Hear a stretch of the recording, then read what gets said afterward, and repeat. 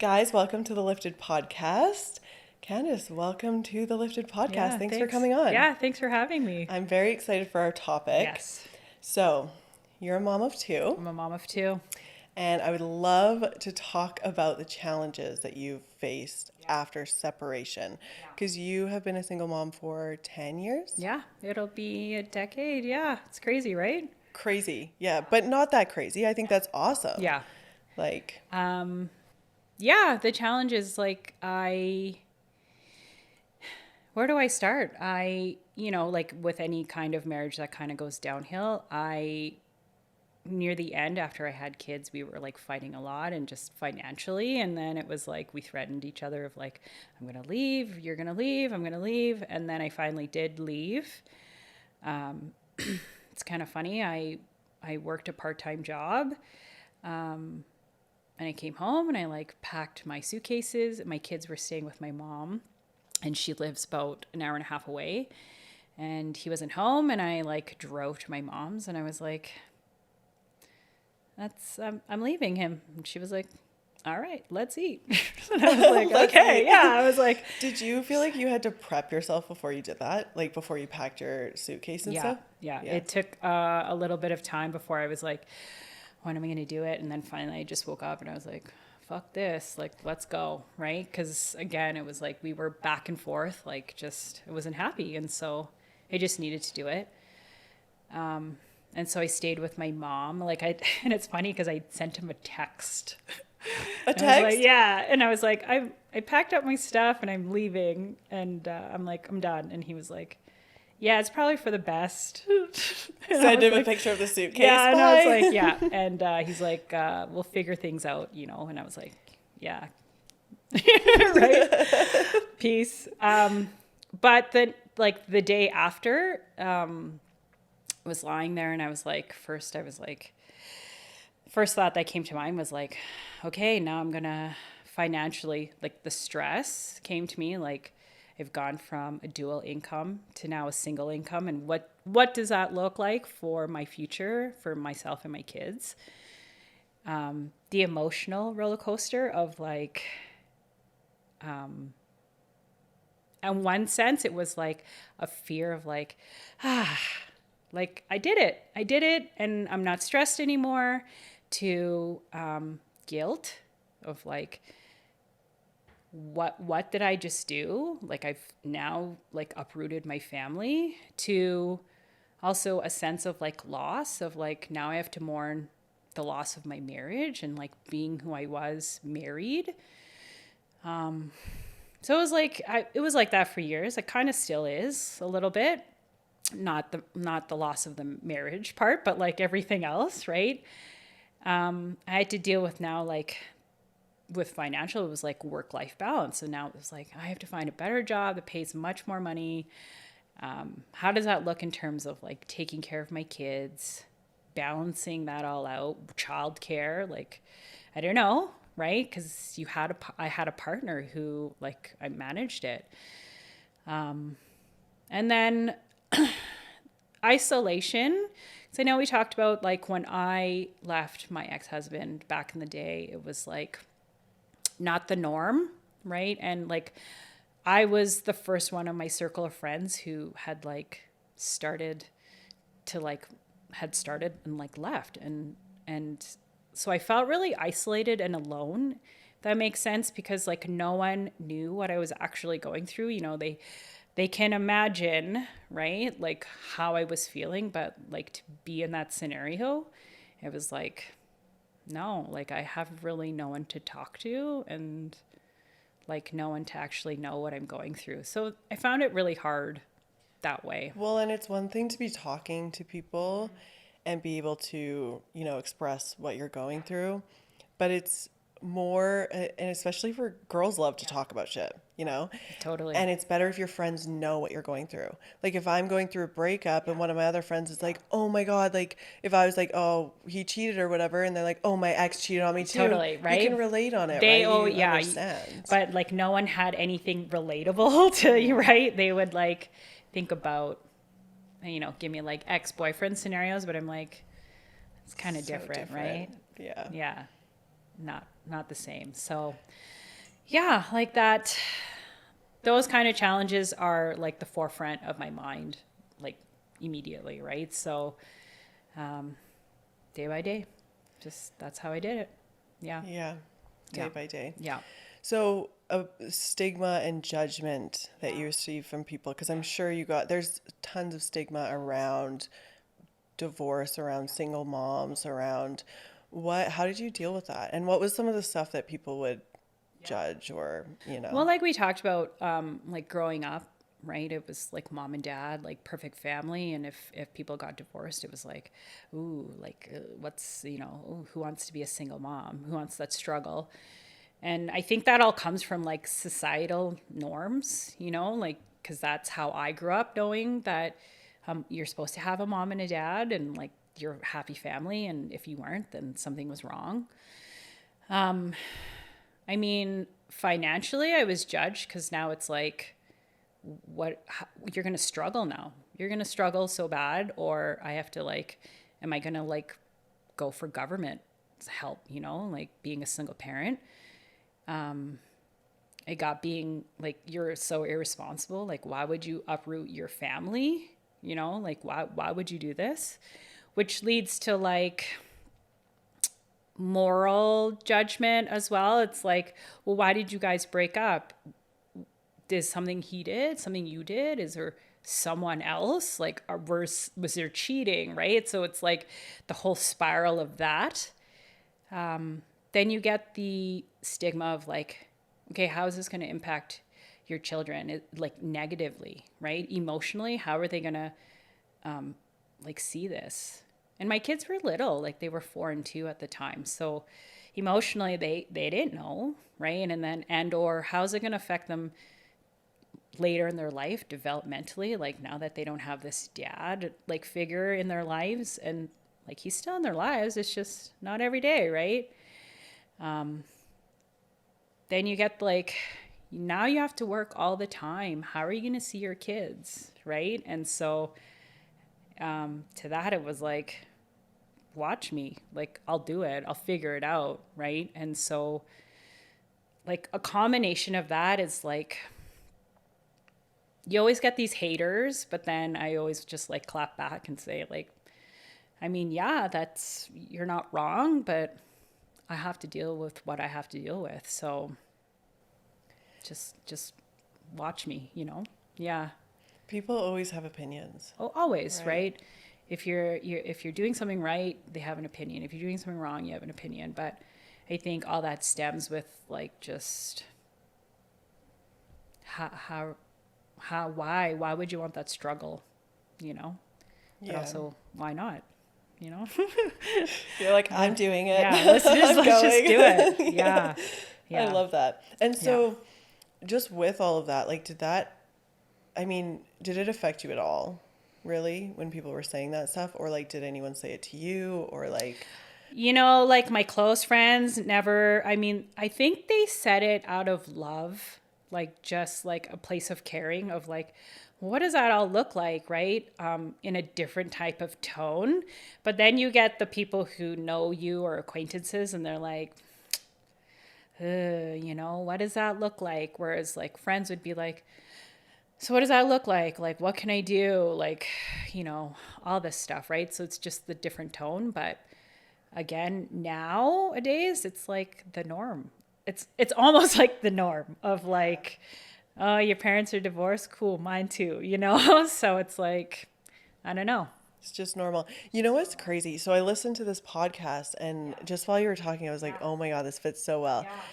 People are so scared of change. Totally. And it's like someone on a podcast, I couldn't even say it if I have no idea who said this, but they were like, we should be celebrating change because Absolutely. realistically, like, even if you are in an unhappy marriage or you're in something that you don't really want to be in, like, your friends should be excited that you've done Yeah, this absolutely. rather than being any sort of judgmental or whatever. They should be excited for like almost the new life that you're putting yourself in to put yourself in a better position. I almost feel like they were like judgmental because they were like scared for me, but also maybe a little like deep down like jealous, like, okay, let's see how she does, right? But I mean, yeah, change is hard for a lot of people, like including me.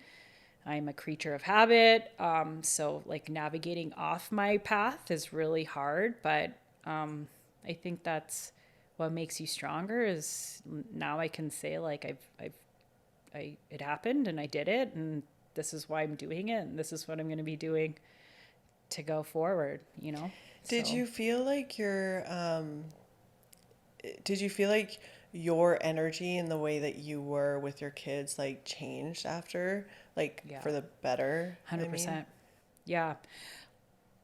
Kids, we always say that kids are so resilient and they pick up on things. And I think my kids, they were so little, so they didn't really understand, like as they grew up, it'd be like, we're going to mom's, we're going to dad's, we're going to grandma's, we're going to mom's. Like, so it was like normal to them because they were so young. But I mean, if I look back at it and if I stayed a little bit longer and then my kids see the fighting and or the arguing or the yelling, like what good does that do anyone anyways, right? And so I think they see now like I'm happy and their dad's happy and like that's all and we love them and I think that's all that you can ask for, right? To see that. So yeah. yeah, definitely. Yeah. And so you own a fitness Yes. center, would you call it? F45. Jim? You Yeah, guys all know what yeah, F45 is. yeah. As if I'm not busy enough. So I have a full-time job. I'm like mom. And then I bought an F45 last year, officially a year ago. And it started off as a joke with myself and my friends, now business partners. And this F45 was actually for sale. It'd been up for sale for a while. And I think it was like a week left of it being open and it was closing because no one was buying it. And so we met and we're like, haha, we should buy this gym. And I was like, great excitement. And then a few days later, it was like, we're having calls of like, okay, what if we actually did, what would that look like financially? Like, and we're like meeting with like potential people to come in with us and like doing a sales pitch and to then like a few days later, like getting keys. And then of course it's just turnkey and like we hit the ground running and it was like a whirlwind. And I'm like, what? Right? You're like, how does this start? How does this start? Yeah. But it's funny because I wanted to invest and buy it for two reasons. For number one, I talked to you about like being part of that franchise. I was a member for quite some time and then I became a coach. And then now I'm like a business owner. I own a studio. And so fitness has been huge in my life and it's like a passion of mine. So it's like, why wouldn't I buy something that I'm so passionate about, right? And two, I wanted in because I wanted some sort of like financial passive income, right? I mean, I'm not getting it now, but I hope in the future that I won't have to work as hard and I'll get a little bit to like put away or like help me pay dad or, just some sort of little residual income. As a business owner, I can Yes. relate. Yeah. You get into it and you're like, passive income, Totally. perfect. And then you've got to work for like however many years to build it up, right? But it'll pay off. I knew it was going to be a grind. I have friends who are small business owners themselves, and I've seen them go through like tears of joy and tears of sadness and all the stress and all the work they put in. And again, as an outsider, I can only imagine what that feels like. And then now that I'm in it, I'm in it, and now I really understand what's going on as a business owner. You're like, now I can relate. Now you guys can talk to me about it because I get it. Yeah. Yeah, definitely. And I knew like, talking to small business owners that it would be a grind and a lot of hard work. And I mean, it's like I put on my full-time worker hat in the morning and I work for 10 hours.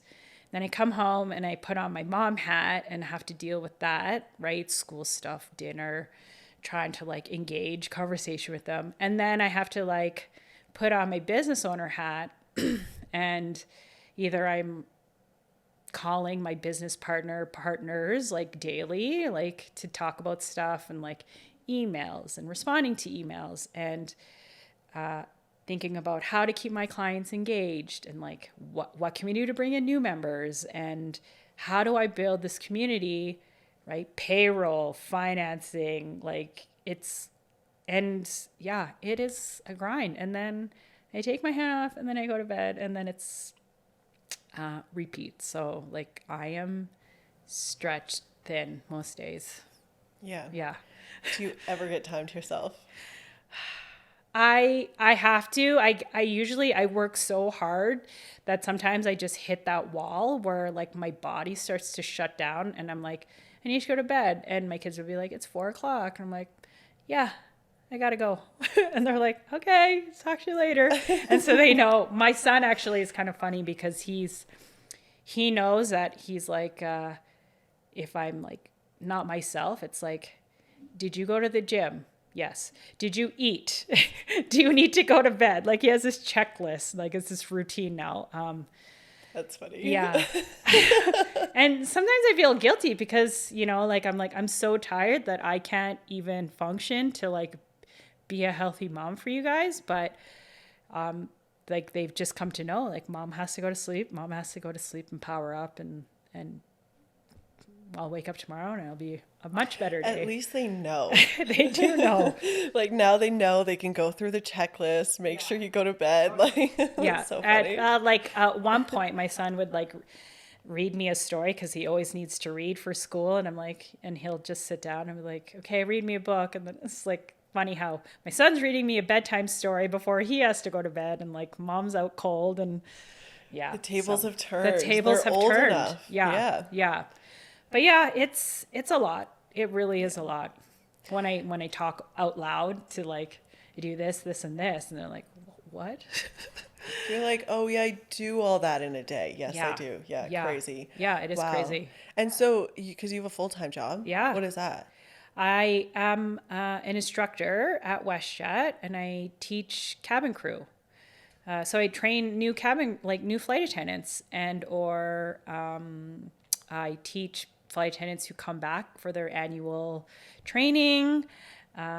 Sometimes I do pilot training. That must be intense. Yeah. That's busy. It's busy. And like I said, it's 10-hour days. So mentally, it's a lot some days, depending on what I'm teaching. And sometimes when I come home, it's like, I'll like drive home in silence because I just need a hot minute. And then I come home and then it'll be like, mom. And I'm like, just 10 minutes, like You're sitting in your car in the driveway. Like, I just need 5 more sometimes minutes. I'll just go to my room and I'll shut the door and like they know, and then I'll come out and then I'll like, all right, what's up? And then sometimes like my business partners were like, we need to have a call. And I was like, you guys have a call. I need to I'll talk to you tomorrow. Right. Cause it's a lot of like, I get overloaded. My brain gets overloaded a lot. Yeah, and I mean, there's no point in I think for myself, if I'm overworked or over whatever, if I go into something and I'm like, I don't feel 100%, there's just no point in going because I'm not going to give the effort. I'm literally not going to remember anything from the meeting. Totally. Like I may as well not be there. Yeah. Right? Yeah. So it's like, I'm going to go to bed. We'll Yeah. reschedule or whatever, right? We'll 'Cause, reschedule. Yeah. Yeah, so I'm like full-time worker, Monday to Friday. Weekends I'm at my gym coaching. Yeah, so like no rest. So what about just the guilt? Like mom guilt? Mom guilt is real. Yeah, I've definitely heard this a couple times.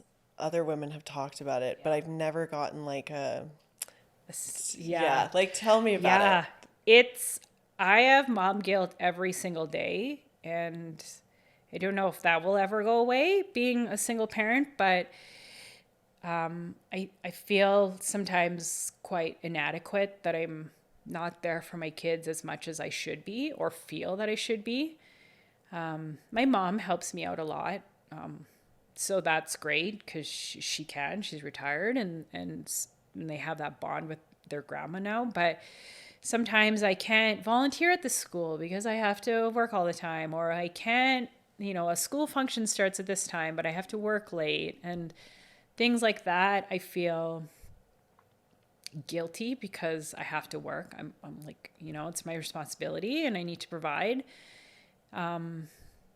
But in those times of moments, I have to like step back and like remember the positives, like flip that switch and be like, I always say like to my kids, like, why mom works all the time, right? And they're like, yeah.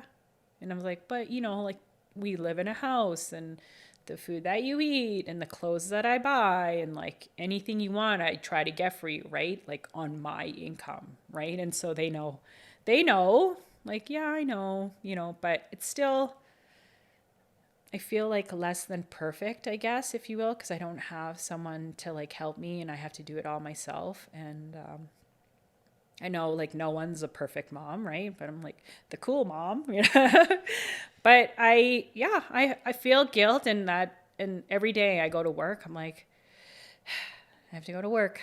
And I do love going to work, but it's like, I have to go to work because I have a house to pay for and like all this stuff. And sometimes when my kids are like, can we get this? And I'm like, we can, just not right away. So I feel guilt sometimes with that, like not buying them what they want right away. Because we got a budget for it, So that again, financially, I feel guilty for not being able to be like, yeah, sure, let's go and get it. Or be like, okay, I'll get it for you, but just give me some time, So yeah, sometimes it doesn't go away, but I just have to remember the positives and showing them that I'm giving them stability. I'm work hard ethic, and I love them and they know that, and that's the main thing, right? So yeah. And I think about myself and like when I moved out and just thinking about like everything that my parents gave me and Like it was no just big deal, right? It like would be it like, was no big hey, I deal. want this. And they'd be like, okay, sure. But now it's like, hey, I want this. And I was like, yes, I would love for you to have that, but let me just work on that. And sometimes I feel like really inadequate that way because, I don't have that extra cash to just be like, hey, and of course, like my kids are becoming teens and I know like things are just things and it's like materialistic, but I also I want to give them stuff, right? Like my mom, same like you, my mom, I'd be like, I want this. And she'd be like, no problem. And I think back and I'm like, how do they afford that? Like, so Yeah, actually though. yeah, But I yeah, mean, even with like my parents giving me that stuff and whatever, like it was such a slap in the face to move out and not have anything. yeah, And you're like, I have to pay for toilet yeah. paper? You're What like, the what? fuck? I Like, know. what is this? Yeah. But realistically, like, I think it also taught me, and I feel like your kids will probably go through this, is like, it taught me just what they did give me and like how much, like, they're gonna notice just what you were giving and how much you were working and stuff once they get into like I mean They're the real older. world, Yeah. right? Like they'll probably appreciate it so much more because they'll actually understand what you've done. Yeah. And I mean, Whereas of yeah. course now they're like, "Oh, well, everything Yeah. money grows on trees, Yeah, whatever." totally. you Right. They know? always joke like, yeah, like, don't you bank at BMO, Bank of Mom? And I'm like, haha, like, no. Right. Like funny but But no. yeah, I mean, I'm trying to teach them, like, I'm trying to show them that the hard work, like, this is what you can get with hard work. And again, my only wish is that my kids, like, as they become older, they'd be like, my mom struggled to give us what we want. And, like, can only hope that they'll like, they'll like teach their kids and then they'll like give me rave reviews and like, like, and I think they will. They'll see it. I know they will. But right now it's just kind of like, cool. My mom's cool, yeah, just doing it. But yeah. Yeah. Yeah. And so, yeah, I mean, So you're saying like you feel guilt for just not being there as much, I Yeah. guess, as you could be, or 100%. yeah. That's the biggest thing because I have to work all the time, right?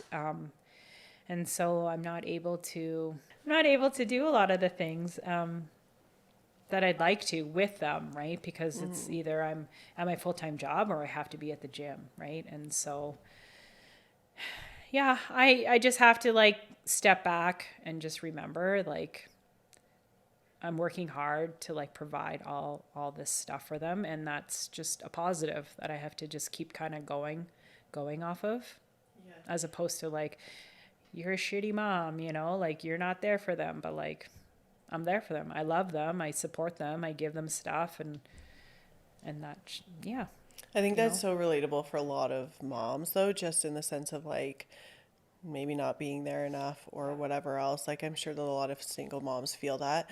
But it's also like, well, you could be, single mom or in the relationship that you were in, whereas what you were 100%. talking about, they're Yeah. going to hear all the fighting and they're going to hear, everything that you guys were going through, which, in my opinion, is probably worse. Yeah. Oh yeah, for sure it is. Because then you never, like, you have a daughter as well, right? I have a Yeah. daughter and a son. Yeah. So then it's like, okay, well, if you're staying in this marriage that is, you're fighting and whatever, you're just showing them that they should be staying in the marriage as well, Totally. which is Poor like, habits. Yeah.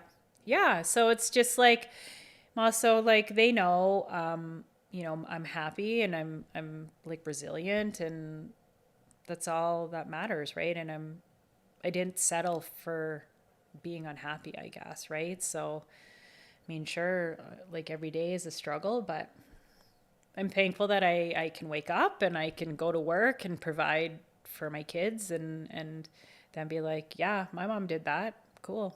You know, what can your mom do? Right? yeah, So yeah. exactly. Yeah. So, okay, so for any of the women that are listening that are maybe in an unhappy relationship, marriage, what advice would you give them in if, Yeah. they're feeling stuck or they're wanting to get out? The first piece of advice I'd say is like, trust your strength. When people say like, trust your gut, women have this like inner resilience that maybe they don't realize until like things like this bring it out, unleash their strength, right? And you just have to trust that this inner resilience, this strength is going to like push you through the tough times and make you a better person.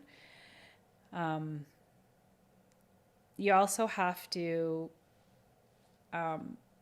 like find your village, right? I always say it takes a village, and it really does. You know, like my circle used to be quite big, and now I've slimmed it down as I get older, and that's because I only want to be surrounded by people who support and uplift me, not only me but are there for my kids.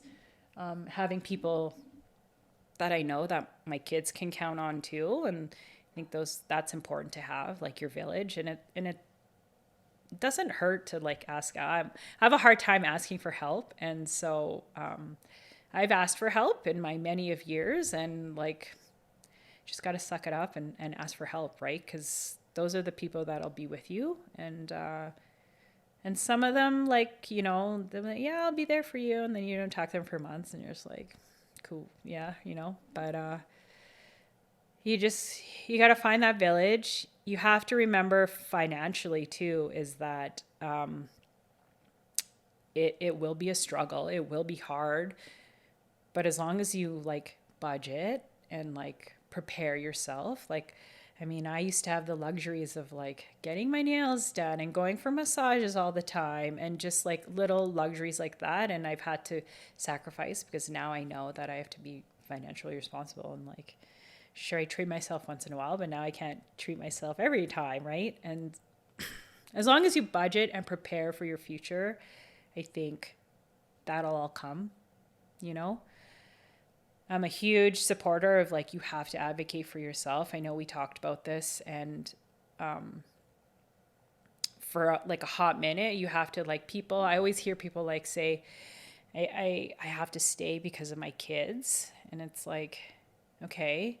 So you want your kids to see you fight all the time. You want your kids to hear you yelling. You want your kids to see you unhappy, depressed. Maybe you're like stress, you gain weight, stress, you lose weight, right? Like, what good does that do your kids in the long run? Because you have to stay. So for a minute, you have to like advocate for yourself and just be like, put you first, and your kids will follow suit. I mean, sure, of course, my kids are important, but I'm more important right now in this moment, because if you're emotionally unwell, physically unwell, right? Like mentally unwell, then like what good does that do to anyone? You know, like again, you're showing bad habits, you're showing bad traits, you're showing like maybe future what your kids will like be, you know, in the future if they have relationships. Like, oh, my mom did that. It's okay. You know, so I the best thing for a kid is you, right? To be like a present parent and to be a happy parent. Like kids thrive in positive environments. None of this like stress environment, right? I always say, you know, you have to take it step by step, day by day, hour by hour if you have to, because I mean, it will be a struggle, and there'll be some really great days and there'll be some really hard days, and you just have to take it day by day and see what it throws you, because you never know, you know. You never know. But yeah, I mean, the biggest challenge I always hear is like, I need to stay because, right, because of my kids. Well, like, okay, that's fine, but like, do you really want to be unhappy for the rest of your life like this? Then what happens when your kids get older and now you're stuck with this, like, you know, roommate, you know, Roommate. right? That's funny. The financial independence that you gain, right? Yes, it's going to be a struggle, but now I can like look back and say, like, I did all this on my income, and sure, I struggled a lot, but like, I'm doing it. I don't need, like, I think I told you, like, you know, I want to show my daughter, it's like, I don't need no man. I do need a man, but I don't need one, you know, like, Yeah. because I'm doing it. And so I hope that she would like realize that she can do it. She has that empowerment to like, she'll be fine. Everything's fine. Her mom's fine. She just works hard, you know. And again, that goes with like, I want to be that role model for my kids, to show them like, I'm working hard to give you the life, you know. And I hope that just comes back saying like, yeah, my mom was awesome. Like she worked a lot, sure, but like, you know, she gave us everything we wanted. And I hope maybe they want to like give me what they what they you know make. Don't forget about your mom, you know. So but yeah, like it's just little things like that that I know it's easier said than done, and I'll never know what goes behind closed doors, but you know, I'm here to say like, you can do it. You're stronger than you know. And like, you know, you need advice, you need some support, like hit me up, you know, like I'll give it to you all. I've seen it all. I've done it all probably, right? But again, it's scary. It really is, but it's also rewarding in the end, being a single parent. So, I love also what you said about the village. yeah. Like having, I think I've realized that with just having the lifted community, like the girls, it's crazy because you feel, I was never someone that could ask for help. I'm kind of like you, Yeah. I just don't like I asking for don't like help. asking for help. Yeah. To me, it shows a sign of weakness that I can't do it. But in that time of like, I can't do it, you know? And so, yeah, It's almost like breaking down your ego to be like, totally. holy shit, I actually can't do this. Like I have to ask for help. And it's better when you are able to ask for help and you get the help that you need. Because if you have, like you said, those friends that, oh, I'll be there for you, I'll be there Yep, for you, but they're totally. never there for you. No, It's almost like, well, I'm such a burden and I can't even ask for help now, right? And then you feel even more isolated and lonely. yeah. My village, when I left my ex, like they really stepped up and helped me through a lot in terms of like getting a place on my own and like kind of helping me get a job. And like I'll just always be forever grateful to those people. Like they're still in my life for that reason, right? So yeah, I just and they love my kids like it's their own, right? And so those are the people I always want to stick by, and it's awesome. Yeah. Yeah. I love that. Well, I think that was amazing advice for anyone that is in that situation. Thank you so much for being Yeah. on the Thanks for podcast. having me. I Yeah. loved it. I will also put your Instagram below Yeah. if Yeah. anyone wants to message her Yeah. about their situation. Yeah. Yeah. And yeah, thank you so much for watching, you guys, or listening, I guess. Like, comment, subscribe, and I'll see you at the next episode. Bye. Bye.